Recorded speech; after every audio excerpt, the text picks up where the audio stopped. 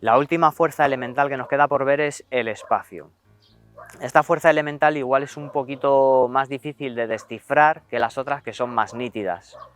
Entonces, el espacio es algo que normalmente no tenemos una conexión auténtica con él. ¿Qué quiere decir? Que a veces tenemos una serie de patrones mentales que son limitantes, que están reduciendo nuestro espacio, no permiten nuestra expansión en la vida.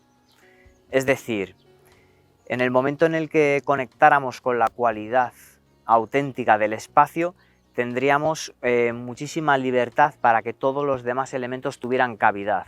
Es decir, vamos a pensar, si no hubiera espacio, un espacio no podría haber elemento tierra, no podría haber agua, no podría haber fuego, no podría haber aire. Entonces es un elemento base para que todo lo demás pueda existir.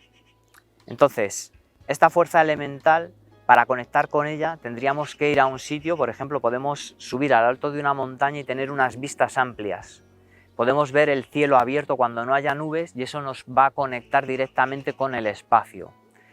Al conectar con la cualidad del espacio, digamos que estos patrones restrictivos a nivel mental o emocional que podemos vivir se empezarán a diluir y esas barreras empezarán a ser menos sólidas y podremos tener más capacidad de acción, tanto mental como emocional. Entonces, haciendo como una recopilación de todo lo que hemos visto, realmente es un resumen como muy básico de lo que sería esta práctica. Pero en el momento en el que detectamos que una de estas cualidades se ha ido perdiendo en nuestra vida, una vez identificada vamos a intentar potenciarla, ya sea tierra, ya sea agua, fuego, aire o espacio.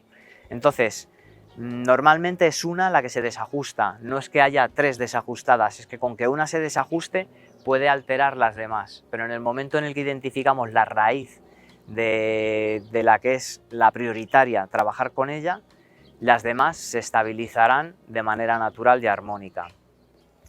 Entonces, esta última fuerza elemental también nos está enseñando que, al igual que en nuestra vida necesitamos espacio, el resto de las entidades, los seres, los animales con los que convivimos, también necesitan su espacio. Entonces también tenemos que ser conscientes si permitimos que haya espacio o si invadimos ese espacio.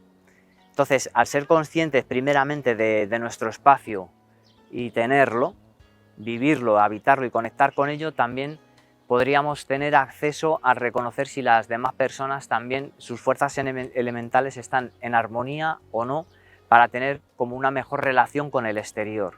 Porque esta práctica viene en un principio para un trabajo individual y propio, pero luego también se expande hacia afuera. ¿Qué quiere decir esto?